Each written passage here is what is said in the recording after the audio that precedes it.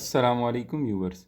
इस video lecture में हम रिस्क एंड रिटर्न के चैप्टर को डिटेल में डिस्कस करेंगे। ये चैप्टर नंबर 5 है, वैन हॉर्न की किताब से लिया गया है। इस चैप्टर की आउटलाइन क्या है कि सबसे पहले हम रिटर्न को डिस्कस करेंगे, फिर रिस्क को डिस्कस करेंगे, फिर सिंगल एसेट, जब हम एक ही एसेट लें और उसकी रिटर्न और रिस्क को कैसे मालूम किया जाता है उसको डिस्कस करेंगे, पोर्टफोलियो की रिस्क एंड रिटर्न को डिस्कस करेंगे और कैपेम को डिस्कस करेंगे। तो इस वीडियो को पूरा देखने से आपको ये सारी चीज़ें क्लियर हो जाएंगी। चलिए वीडियो को स्टार्ट करते हैं। सबसे पहले है हमारे पास रिटर्न। रिटर्न को डिफाइन इस तरह किया जा सकता है कि income received on an investment plus any change in market price usually express as a percentage of the beginning market price of the investment. कि इन्वेस्टमेंट पर कोई भी इनकम हो प्लस कर दें उसमें change in the market price. इसकी मिसाल ये है कि हमने मिसाल के तौर पर एक शेयर लिया और उस शेयर की प्राइस थी 10 rupees. Let's say PT-1 is equal to 10 rupees. आज से एक साल पहले लिया था। अभी उसकी प्राइस है PT is equal to 9.5 rupees. ठीक हो गया। अभी उसकी प्राइस है PT 9.5 रुपीज़ और उस पर हमें एक साल में, मिसाल के तौर पर ये PT-1 जो है वो 2021 की प्राइस है, 2021 की प्राइस है जो कि है 10। आज की प्राइस, जैसे मिसाल के तौर पर इसकी प्राइस PT जो होगा वो 2022 होगा। PT के एक साल पहले की प्राइस जो है वो 10 रुपीज़ थी, अभी 9.5 रुपीज़ है। ठीक हो गया। आज की प्राइस या अभी की प्राइस और एक साल पहले की प्राइस। और इस पर जो डिविडेंड मिला पूरे एक साल का वो मिला लेट्स से 1 रुपीज़। ठीक हो गया। तो हम अगर इस इक्वेशन में पुट करें इस वैल्यू को तो हमारे पास आता है कि 1 रुपये इस पर डिविडेंड मिला एक अरसे के लिए, प्लस पीटी आज की प्राइस जो है वो है 9.5 और पुरानी प्राइस जो थी वो थी 10 रुपीज़ डिवाइडेड बाय पुरानी प्राइस जो कि है 10 रुपीज़। तो ये बनता है 1 प्लस और ये माइनस आ जाएगा 0.5, तो -0.5, 9.5 माइनस 10 इज इक्वल टू -0.5, तो प्लस माइनस माइनस हो जाएगा और 1 से -0.5 करेंगे डिवाइडेड बाय 10 जो कि बनता है 0.5 divided by 10। 1 minus 0.5 is equal to 0.5 divided by 10। अगर इसको सॉल्व करेंगे तो 0.05 आएगा। इसका मतलब ये हो गया कि 5% रिटर्न है इस इन्वेस्टमेंट पर। तो हम इस डेफिनेशन को दोबारा देखते हैं कि रिटर्न इस तरीके से डिफाइन की जा सकती है कि इन्वेस्टमेंट पर कोई भी इनकम रिसीव हो प्लस मार्केट प्राइस में जो चेंजेस आ जाए और ये usually express as a percentage of the beginning market price of the investment, के बिगिनिंग मार्केट प्राइस के परसेंटेज के तौर पर इसको एक्सप्रेस किया जाता है कि हमने जो प्राइस पर कोई इन्वेस्टमेंट, जो प्राइस पर हमने कोई इन्वेस्टमेंट ली थी उसकी कितना फीसद हमने रिटर्न कमाया।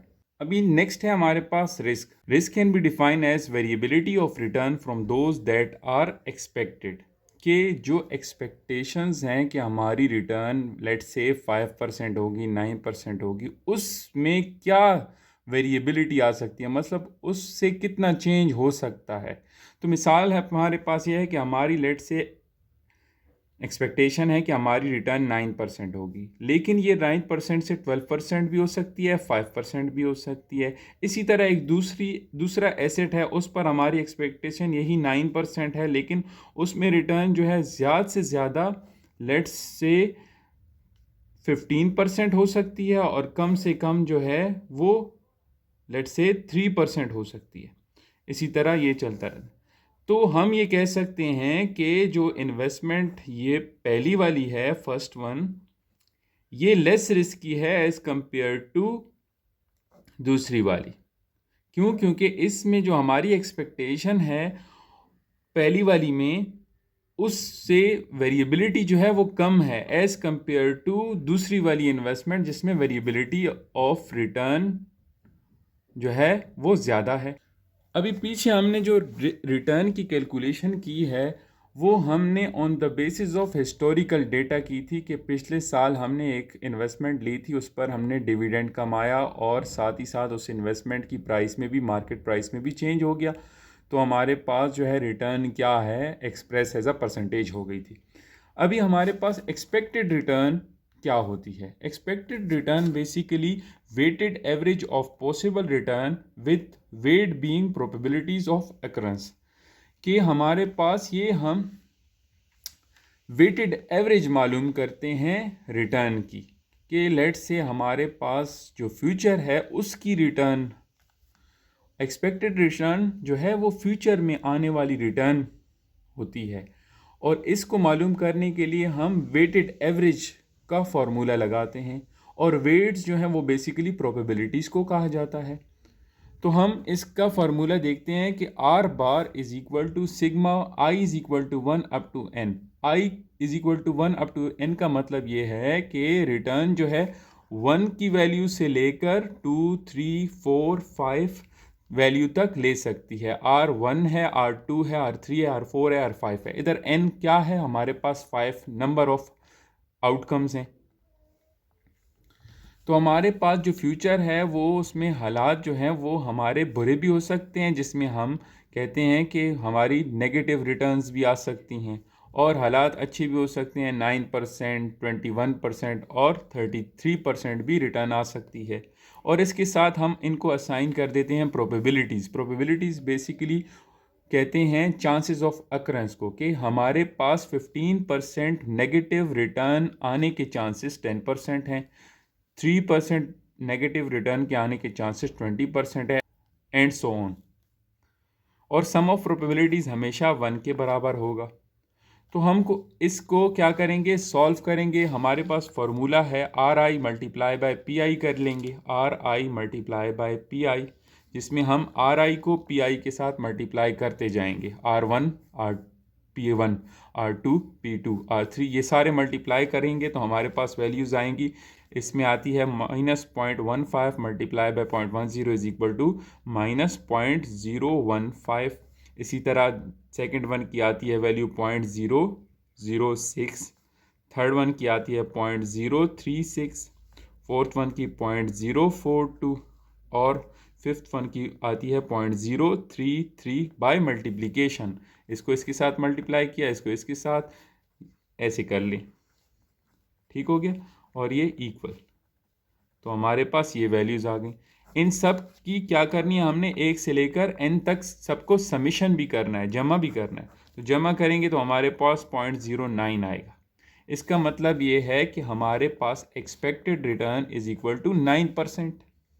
और ये कैलकुलेशन हम किस लिए करते हैं एक्सपेक्टेड रिटर्न की? ये इसलिए करते हैं ताकि हम रिस्क को कैलकुलेट कर सकें। तो रिस्क का फॉर्मूला हमारे पास क्या है? Risk is basically equal to S is equal to standard deviation. S stand for standard deviation. Standard deviation S D is equal to standard deviation which is equal to sigma I is equal to 1 up to N R I minus R bar square multiply by P I's under the root. ये हमारे पास risk का formula है। Risk को measure करने के लिए हम एक स्टैटिस्टिकल मैयर यूज़ कर रहे हैं जो कि वेरिएबिलिटी ऑफ अ डिस्ट्रीब्यूशन को कैलकुलेट करता है, और उसको कहते हैं हम स्टैंडर्ड डेविएशन, के स्टैंडर्ड से कितना डेविएट हुआ है हमारी आउटकम। तो जो हमने एक्सपेक्टेड रिटर्न मालूम की है ये वाली, ये भी हमने सिंगल एसेट की मालूम की है।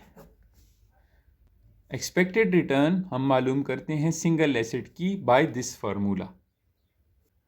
तो हम जो मालूम कर रहे हैं रिस्क, ये भी सिंगल एसेट का रिस्क है, कि एक ही एसेट जब आइसोलेशन में आप रख रहे हों तो उसका रिस्क कैसे मालूम किया जाता है।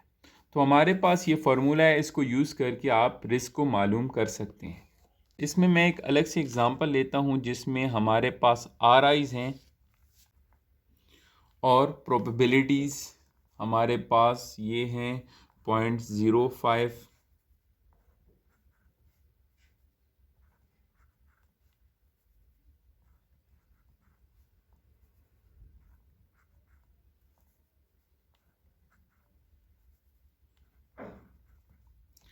तो हमें मालूम है कि सबसे पहले हम रिस्क को मालूम करने के लिए एक्सपेक्टेड रिटर्न का मालूम होना ज़रूरी है, क्योंकि आर बार की वैल्यू अभी हमारे पास नहीं है। Expected return is equal to R bar which is equal to sigma I is equal to 1 up to N R I multiply by P I. तो हम क्या करेंगे, इन दोनों को मल्टीप्लाई करेंगे, R I multiply by P I कर देंगे। तो हमारे पास वैल्यूज़ आएंगी -0.05, -0.002, 0.008, 0.027, 0.028,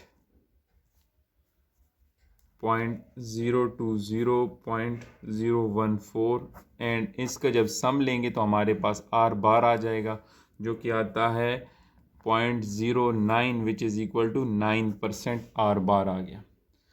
अभी हम क्या करेंगे, ये वाला टर्म मालूम करेंगे जो कि है are I minus R bar square multiply by P I. Are आई हमारे पास ये वाली वैल्यू 0.10 माइनस आर बार हमारे पास अभी हमने मालूम किया 0.09, इसका स्क्वायर ले लिया, मल्टीप्लाई कर दिया पी आई के साथ 0.05। यही जो है हम सब के लिए करेंगे।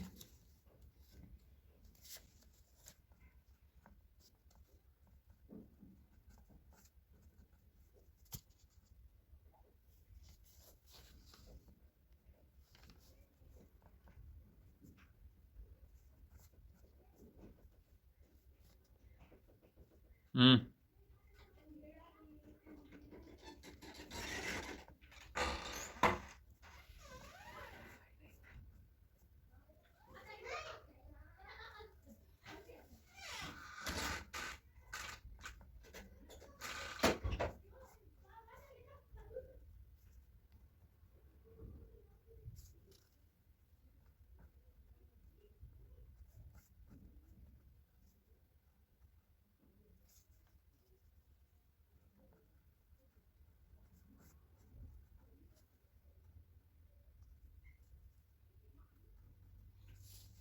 तो इनको सॉल्व करने के बाद और इसको समीशन करने के बाद हमारे पास ये वाली वैल्यू आ जाएगी कि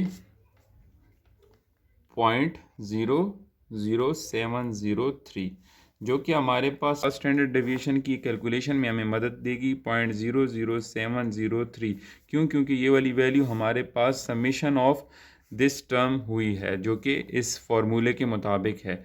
तो हम इसको जब सॉल्व करेंगे तो हमारे पास स्टैंडर्ड डेविएशन आएगा 0.0838। ठीक हो गया। ये हमने रिस्क मालूम किया ऑफ सिंगल एसिड, कि जब हमारे पास एक एसिड होता है तो उसमें हमारे पास स्टैंडर्ड डेविएशन एक मेजर है जो कि यूज़ होता है in order to calculate the risk. और इसी के साथ साथ ये जो है ये एब्सोल्यूट मेजर्स हैं, ये भी याद रखना चाहिए कि एब्सोल्यूट मेजर जो हैं वो उसको कंपैरिजन में हम यूज़ नहीं कर सकते। तो कंपैरिजन के लिए हम क्या यूज़ करते हैं, कोफिशिएंट ऑफ वेरिएशन।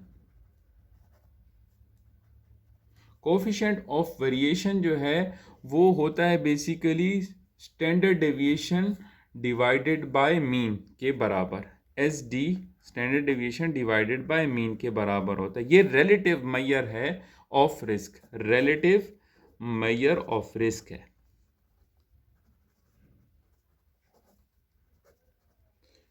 ठीक है, कि मिसाल के तौर पर हमारे पास एक इन्वेस्टमेंट ए है, एक इन्वेस्टमेंट बी है, जिसमें हमारे पास मीन भी दिया गया है, स्टैंडर्ड डेविएशन भी दिया गया है। मीन इसका है लेट्स से 0.08 और standard deviation of investment number ए जो है वो है 0.06, जबकि दूसरे इन्वेस्टमेंट का मीन है 0.24 और स्टैंडर्ड डेविएशन है 0.08।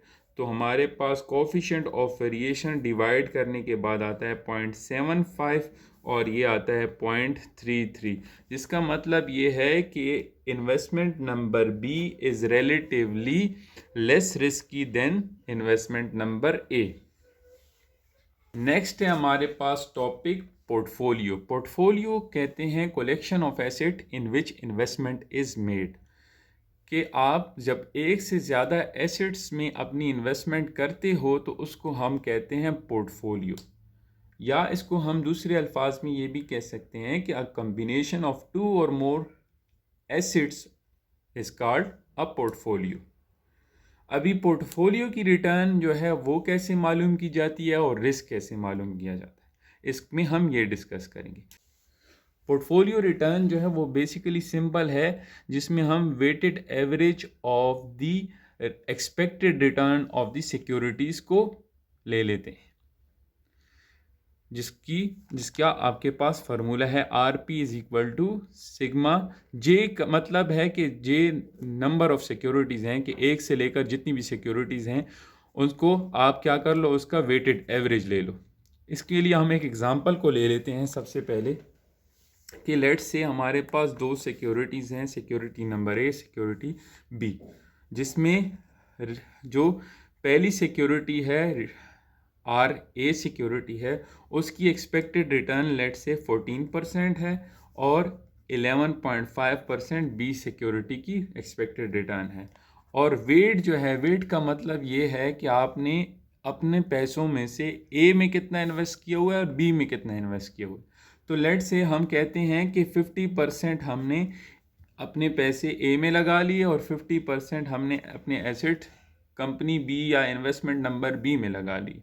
तो हमारे पास रिटर्न ऑन पोर्टफोलियो जो है वो क्या आ जाएगी, वो वेटेड एवरेज है। इसका मतलब ये है weight of A multiply by return on A, return on A, ठीक हो गया, expected return on A plus, क्योंकि समेशन है, पहले मल्टीप्लाई करेंगे फिर प्लस करेंगे, weight of B multiply by return expected on B, ठीक हो गया। अभी 3 हो, 4 हो, 5 हो, जितनी भी सिक्योरिटीज़ हों आपने क्या करना है, इसी तरह पहले मल्टीप्लाई कर लेना फिर ऐड कर लेना। तो वेट ऑफ ए जो है वो हमारे पास 50% है, 0.50 मल्टीप्लाई बाय 0.14, 14%।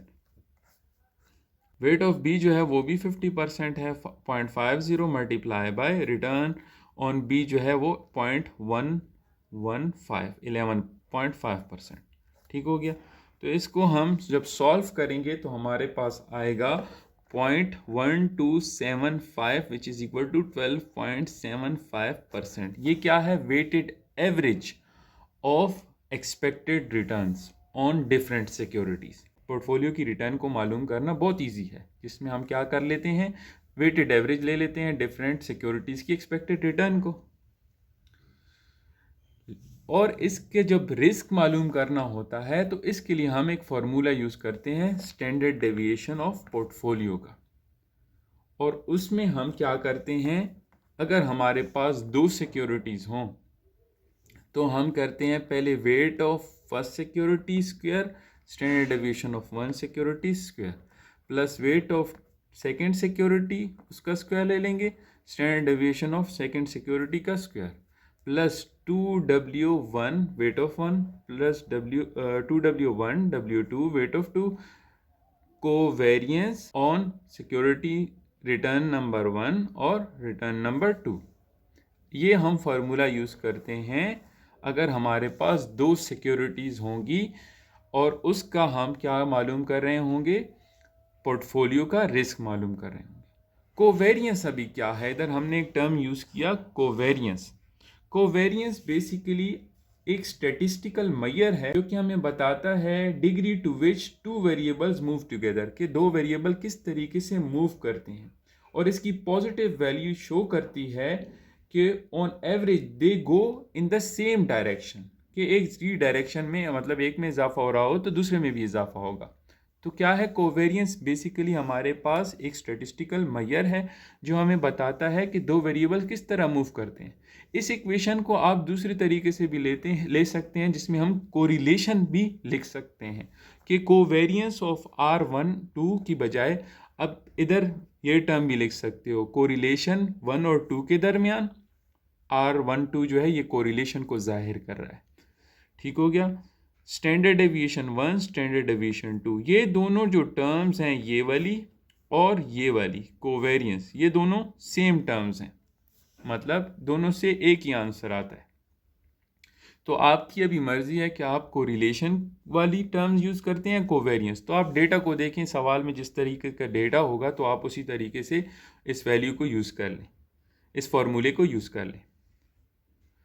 अच्छा, कोवेरियंस के बारे में मैंने बताया, लेकिन कोरिलेशन क्या होता है? कोरिलेशन एक स्टैंडर्डाइज स्टैटिस्टिकल मेजर है जो कि linear relationship between two variables बताता है। ये -1 से +1 तक की वैल्यूज़ ले सकता है। तो हमारे पास जब हम पोर्टफोलियो मालूम करते हैं तो हम सिंपल फार्मूला यूज़ करते हैं, W1 standard deviation of 1 square plus W2 standard deviation of 2 square plus 2W1 W2 correlation 1 2 standard deviation of 1 standard deviation 2। अगर लेट्स से हमारे पास 3 सिक्योरिटीज़ होती तब हम क्या लिखते? स्टैंडर्ड डेविएशन ऑफ पोर्टफोलियो हमारे पास फिर बनता W1 square standard deviation of 1 square plus W2 square standard deviation of 2 square plus W3 square, क्योंकि 3 सिक्योरिटीज़ हो गई हैं, standard deviation of 3 square plus 2W1 W2 standard correlation 1 2 standard deviation of 1 standard deviation of 2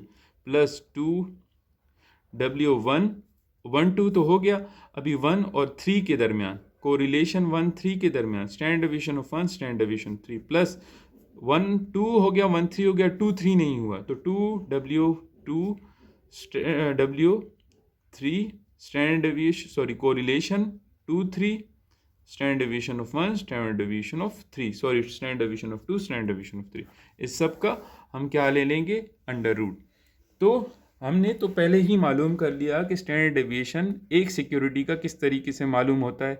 wait हमारे पास given होते हैं, correlation की value given होगी, सारी वैल्यूज़ को पुट करने के बाद आप पोर्टफोलियो का रिस्क मालूम कर लोगे। ठीक हो गया जी। नेक्स्ट टॉपिक है हमारे पास टोटल रिस्क। टोटल रिस्क, कि टोटल रिस्क किसके बराबर होता है? टोटल रिस्क होता है systematic risk plus unsystematic risk.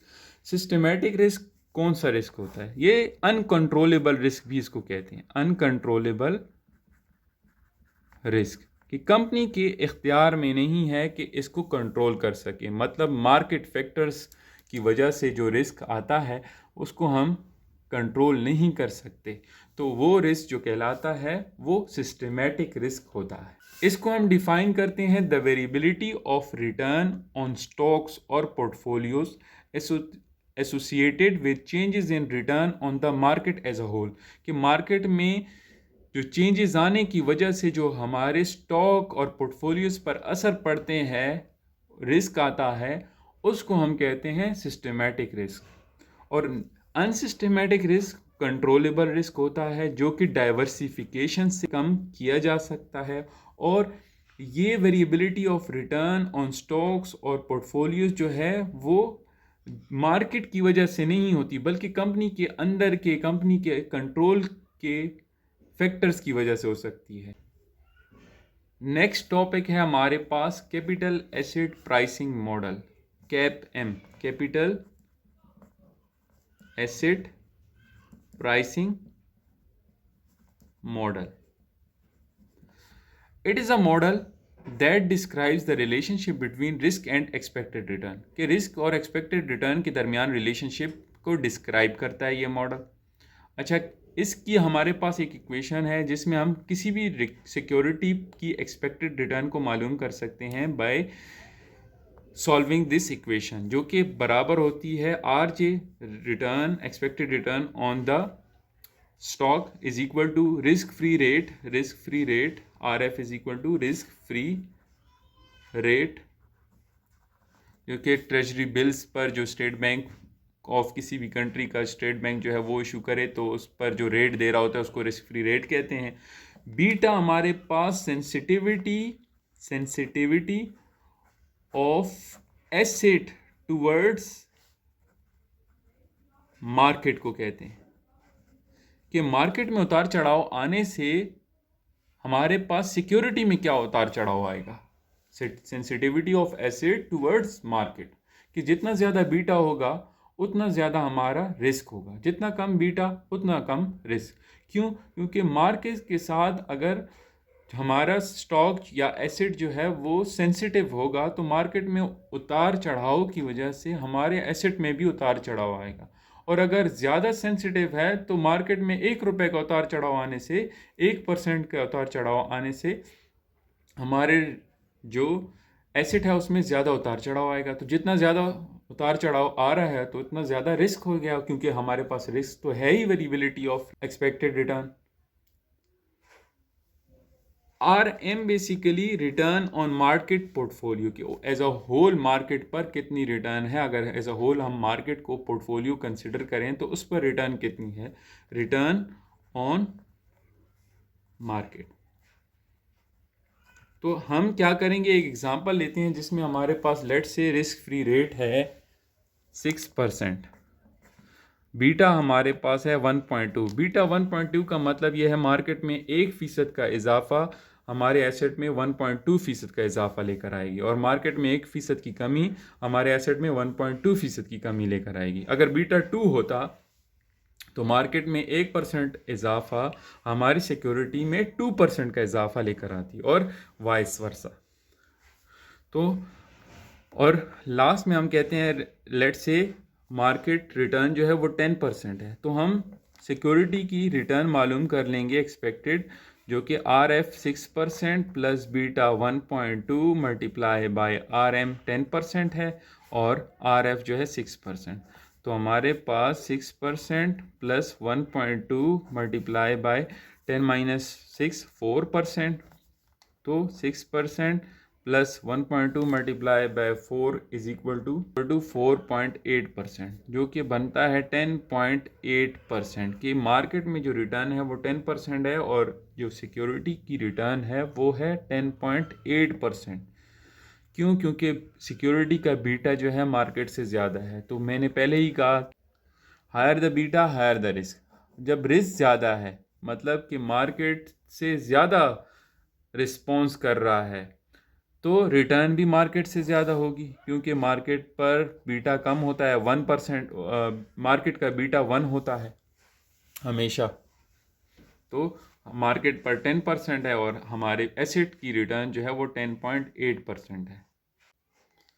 और इसी जो इक्वेशन है उसको जब हम ग्राफ पर ड्रॉ करते हैं जिसमें beta is equal to 0, beta 1 market का होता है, रिस्क फ्री रेट का बीटा 0 होता है क्योंकि रिस्क है ही नहीं, और जो RJ है वो हमारे पास यहाँ कहीं पे आ जाएगा 1.2। लेट से इधर बहुत ज़्यादा कर दिया लेकिन 1.2 बस यहाँ पे कर लें। तो हमारे पास इस ग्राफ को जब हम ड्रा करते हैं तो इसको हम कहते हैं, इस लाइन को हम कहते हैं सिक्योरिटी मार्केट लाइन, जो कि कैपिटल एसेट प्राइसिंग मॉडल की ग्राफिकल डिपिक्शन होती है। ये था हमारे पास रिस्क एंड रिटर्न का चैप्टर, जिसमें हमने रिटर्न को डिस्कस किया, रिस्क को डिस्कस किया, सिंगल एसेट की रिस्क और रिटर्न को कैलकुलेट किया, पोर्टफोलियो की रिस्क एंड रिटर्न को कैलकुलेट किया, और कैपेम को हमने डिस्कस किया। Thank you so much for watching this video.